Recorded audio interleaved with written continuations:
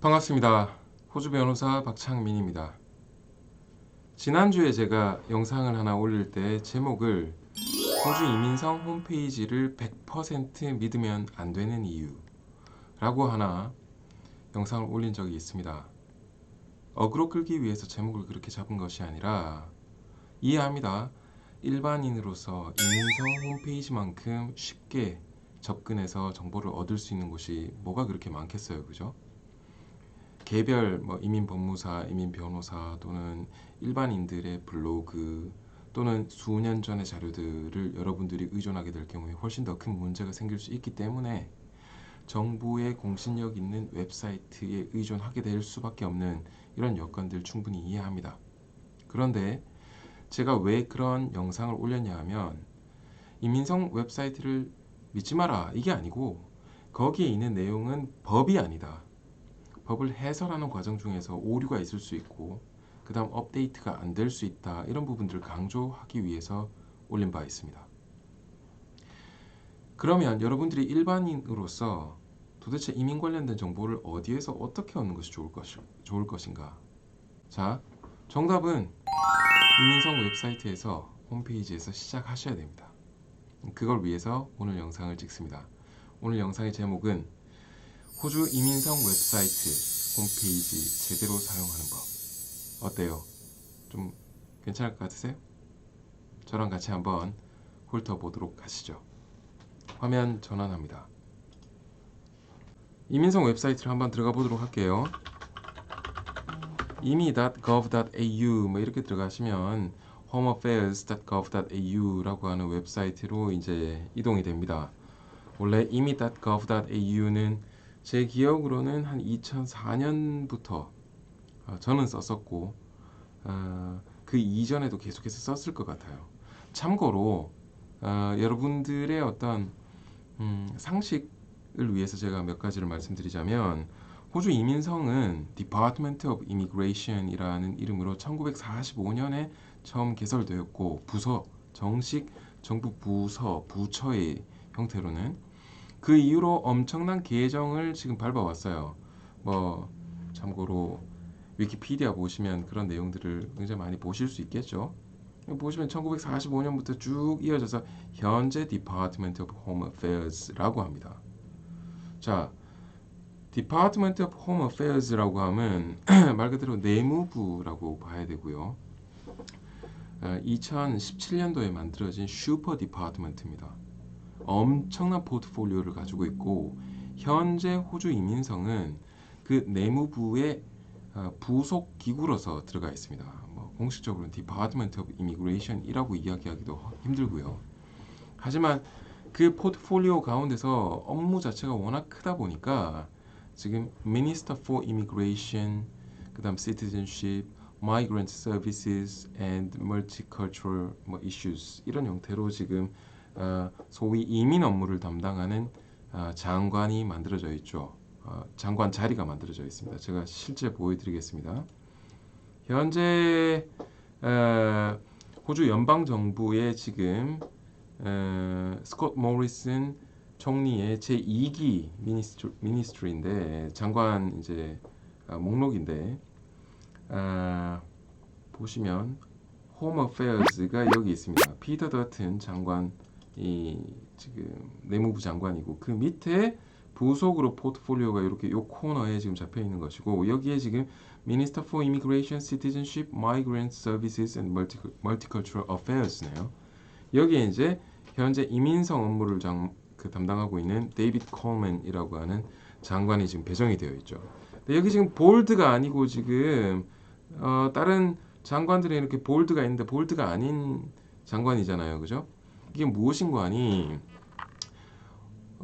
연방 정부가 해야 될 일들이 너무 많다 보니까 그 많은 업무들을 각각 담당하기 위해서 장관들이 지금 진짜 엄청나게 많이 배정이 되어 있는데 Senior Ministers 이 사람들이 모여서 내각에서의 이제 주에 1회씩 내각 회의를 하고 하는 이런 포트폴리오를 가리켜서 캐비넷이라고 합니다. 캐비넷 미니스터라고 이야기를 하는데 시니어 디파트먼트의 장관들만을 이야기하는 거예요. 근데 여기에서 지금 이민성이 빠져 있는 겁니다. 아까 보셨던 자료 여기에서 이제 볼드로 되어 있는 것만이 사실은 캐비넷 미니스터예요. 그러니까 정부의 주요 현안을 다루는 자리에 끼지를 못합니다. 현재 데이비 코먼 이민성 장관은.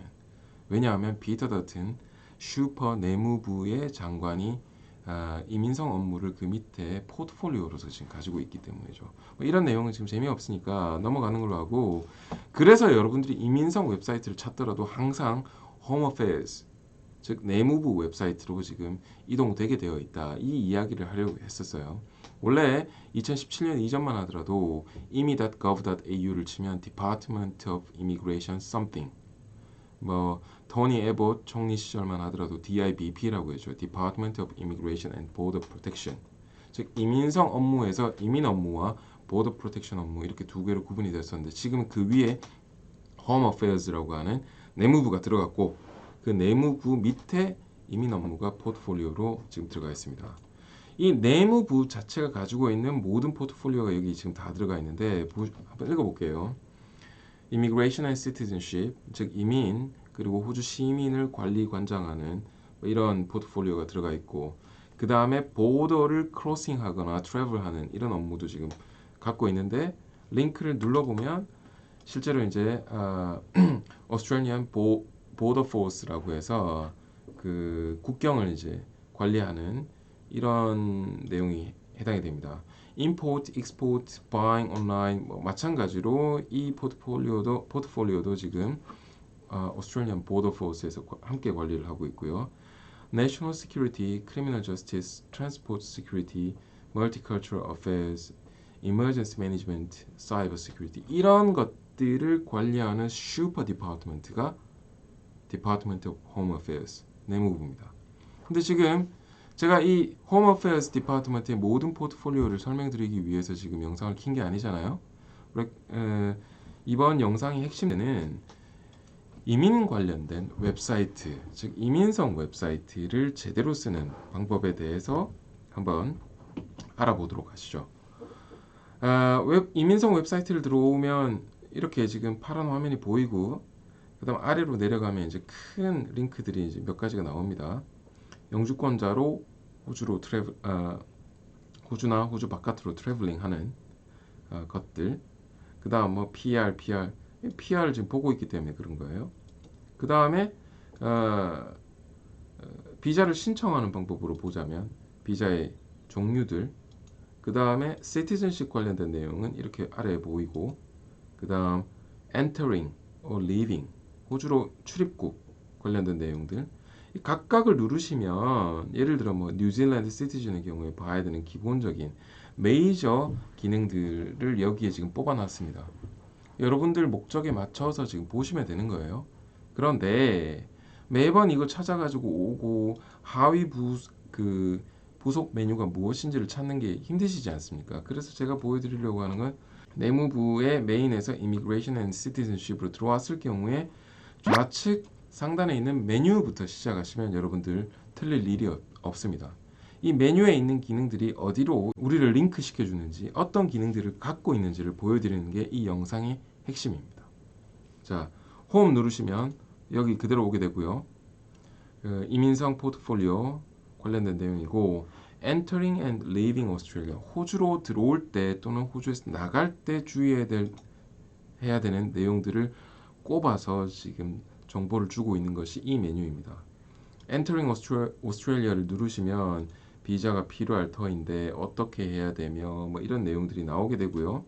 그 다음에 뭐 Leaving Australia의 경우에는 비자가 있을 경우에, 비자가 없을 경우에 뭐 브리싱 비자 2를 받고 나가라 말아라 뭐 이런 내용들이 지금 나오고 있고, 심지어 있던 비자를 갖고 영원히 나가서 호주로 다시 들어오지 않을 경우에는 연금이라든지 이런 것들을 지금 인출해 가기 위해서 비자를 스스로 발런터리하게 캔슬할 수 있는 방법, 이런 부분들이 과거에는 전혀 안내가 되지 않았었어요. 근데 지금은 이제 상세하게 안내가 되고 있고, 그 이후에 슈퍼애니메이션 연금을 어떻게 찾아야 되는지, ATO의 리포트는 어떻게 하면 되는지 상세하게 안내를 해주고 있습니다.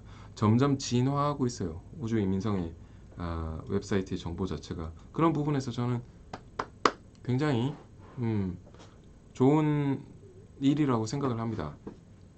비즈니스 트래블 카드는 그 좀 특별한 내용인데 일반적인 분들에게는 해당되지 않고 사업을 하기 위해서 매번 비자를 이렇게 발급받는다든가 하는 부분들이 조금 힘든 부분들, 힘든 분들, 그런 분들이 어떤 절차를 통해서 지금 60일 또는 90일짜리 유효한 그러니까 한번 들어오면 60일 또는 90일 동안 있을 수 있는 비즈니스 트래블 카드를 활용할 수 있는지에 대해서 지금 안내를 해주고 있고, 심지어 호주 사람이 아세안 국가로 이렇게 나가고 할 때 어떻게 이 비즈니스 트래블 카드를 활용할 수 있는지조차도 안내를 해주고 있어요.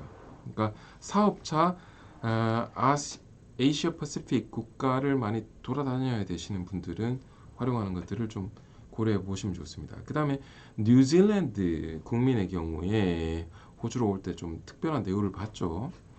서클래스 444라고 해서 스페셜 카테고리 비자라는 것이 공항에서 바로 그랜트가 되고 하게 되는데, 뉴질랜드 국민의 경우에 주의해야 될 내용, 어떤 부분들을 활용하면 되는지 이런 부분들을 여기서 보실 수 있고, 그 다음에 호주 바깥으로 이렇게 출입국을 하신 경우에 한국으로 치면 출입국 관리 사무소에서 이제 내가 언제 어떻게 나갔는지를 이제 기록을 뽑아볼 수 있듯이 나의 트래블 레코드를 뽑아볼 수 있고 신청할 수 있습니다.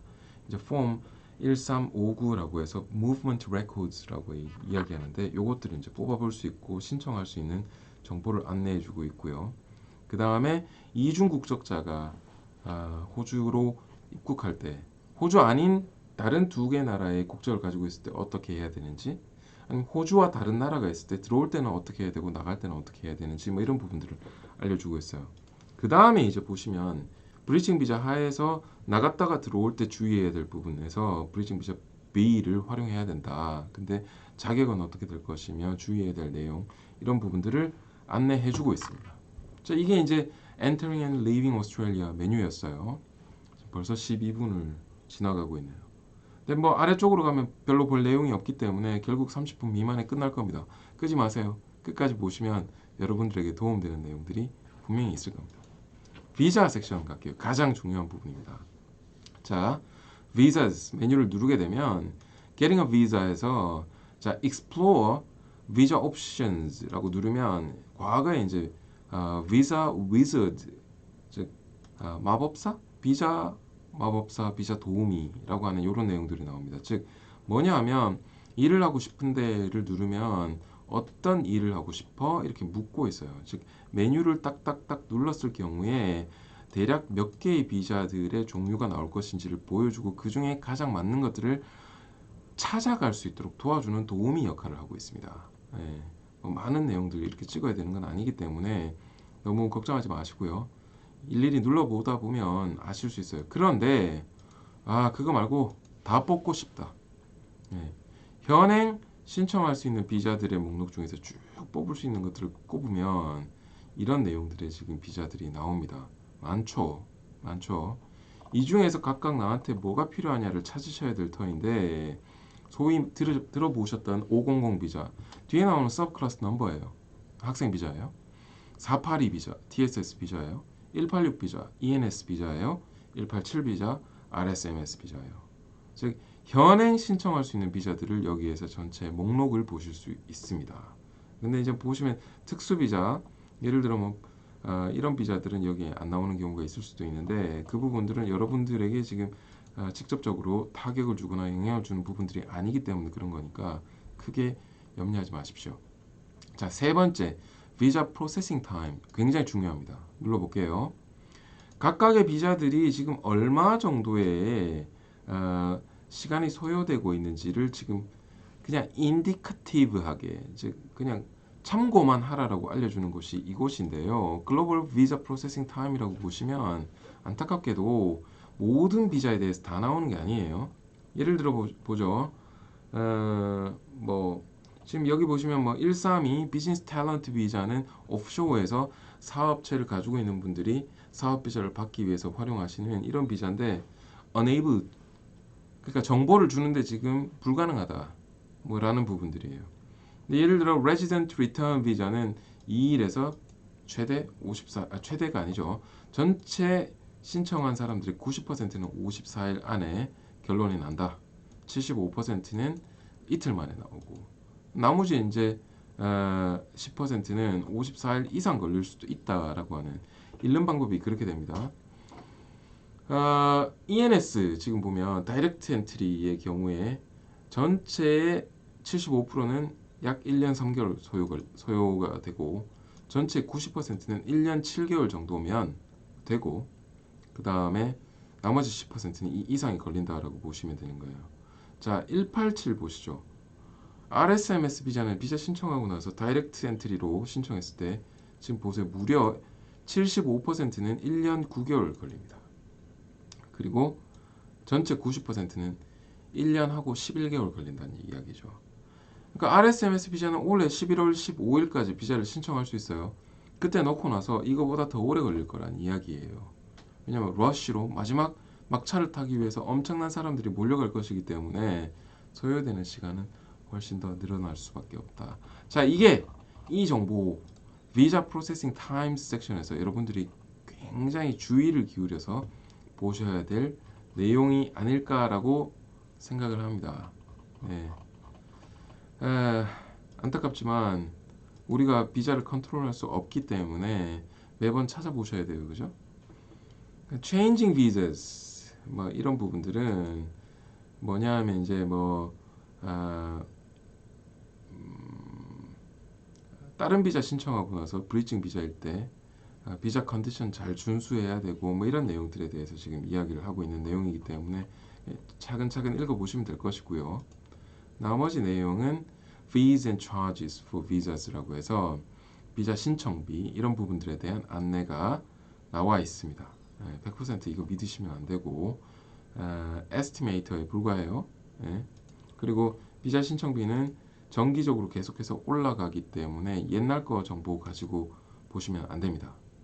그 다음 이제 아까 보셨던 Explore Visa Options에서 참고로 Work 섹션을 봤잖아요. 그죠? 그 중에서 이제 특별히 Working in Australia는 어떤 형태로 지금 호주에서 일할 수 있는 비자를 받을 수 있는지에 대해서 이제 쭉 설명을 해주고 있고 그런 내용들을 지금 보실 수 있어요. 그러니까 참고해서 보시면 좋을 것 같고, 그 다음에 또 내려오면 스폰서 비자라고 많이 알려져 있는, 즉 고용주하고의 고용 관계를 통해서 스폰서 받고 나서 내가 어떤 비자를 활용할 수 있느냐 뭐 이런 내용들이 여기에 나오게 되고, 고용주 입장에서 지금 워커 즉 직원을 스폰서하게 됐을 때 어떻게 스폰서가 될 수 있고 노미네이션을 포지션을 어떻게 할 수 있는지, 그 다음에 existing 스폰서의 경우에 예를 들어 obligation 즉 의무 조건이 어떤 것들이 있는지 이런 것들을 가르쳐주는 굉장히 크리티컬한 부분입니다. 즉 고용주 입장에서 스폰서를 지원을 한 적이 있다면 이 부분 굉장히 명심하셔야 되고 엄수하셔야 될 부분들이다 라고 말씀을 드릴 수 있습니다. 그 다음에 파트너나 가족을 스폰서 서는 부분, 그 다음에 행사 때문에 이렇게 행사를 기획할 때 선수라든지 아니면 필름 메이커나 배우나 이런 사람들 데리고 와야 될 경우에 어떤 것들을 쓸 수 있는지를 보실 수 있는 게 여기에 있고요. 굉장히 복잡해요. 그러니까 일반적인 비자 신청하는 사람들은 이걸 아실 필요는 없겠지만 행사 기획 주관이라든지 이런 분들은 굉장히 잘 알고 계셔야 될 겁니다. 그 다음에 비자를 갖고 있을 때 제가 지난번 영상에서 한번 보여드린 적이 있는데 비자 컨디션이 어떻게 되는지 이런 부분들, 또 비보 링크 이런 부분들을 제가 보여드린 적이 있습니다.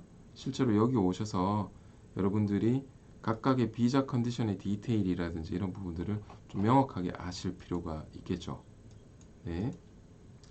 그 다음에 이제 비자가 곧 만기가 되거나 이미 만기된 상태에서 불법 체류를 하게 되신 경우에 어떻게 해야 되는지 그런 부분들에 대해서도 상세하게 안내를 해주고 있습니다. 마지막에 나와 있는 Status Resolution Services가 결국 브리징 비자 2를 받고 잠시 합법적으로 대기하다가 디텐션, 구류되지 않고 그 다음 출국을 할 수 있도록 안내하거나 다른 비자를 신청할 수 있도록 지원해주는 서비스이긴 한데, 네, 불법 체류 상황에서 이민성 찾아가기가 만만치 않죠, 그죠? 네, 현실과 좀 괴리가 있는 내용이긴 합니다. 네, 뭐 그런 내용들. 그 다음에 canceling visas, 어떤 경우에 비자가 캔슬될 수 있는지에 대해서 이야기를 하고 있습니다. 캔슬은 굉장히 두렵고 위험한 상황이기 때문에 가급적 이런 상황에 노출되실 경우에 반드시 전문적인 서비스 조언을 받으시기 바랍니다. 물론 지금 이 영상은 이민조언 또는 법률조언에 해당되지 않습니다. 영주권 종류 안내를 해주고 있고요. 영주권의 경우에 어떤 장점들이 있는지에 대해서 또 이민성 입장에서 좀 이야기를 해주고 있어요. 잠시만요.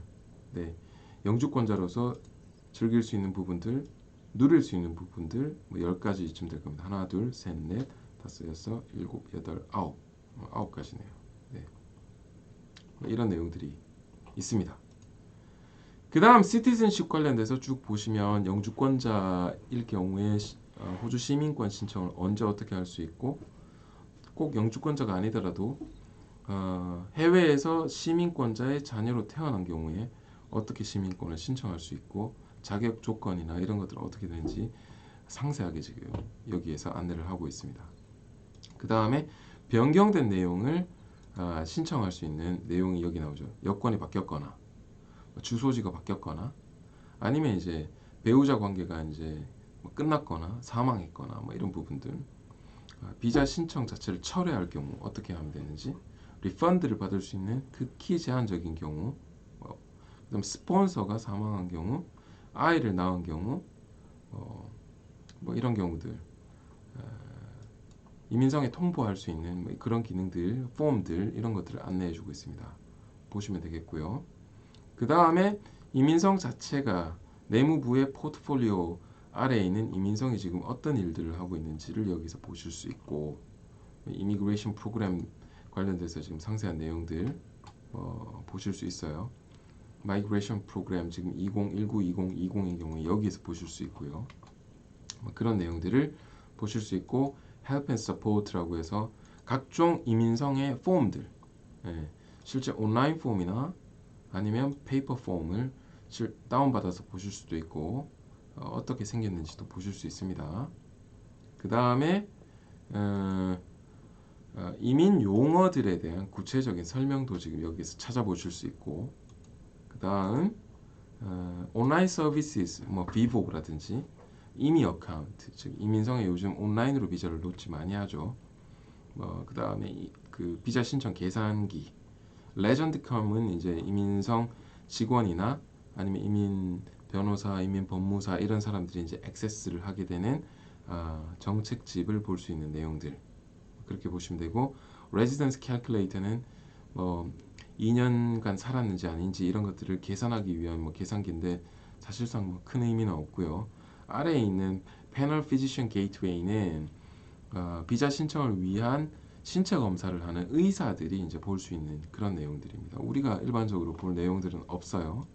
그런 내용들을 지금 모아놓은 것이 이 온라인 서비스 섹션이고, 그 다음에 굉장히 중요한 내용 한 가지 더 말씀드릴게요. 신체 검사, 그 다음에 신원 조회, 영어 점수, 그 다음에 바이오메트릭스라고 해서 뭐 지문이라든지 여권 정보라든지 이런 것들을 제출하는 정보, 그 다음에 accurate information, 이 부분 좀 중요한데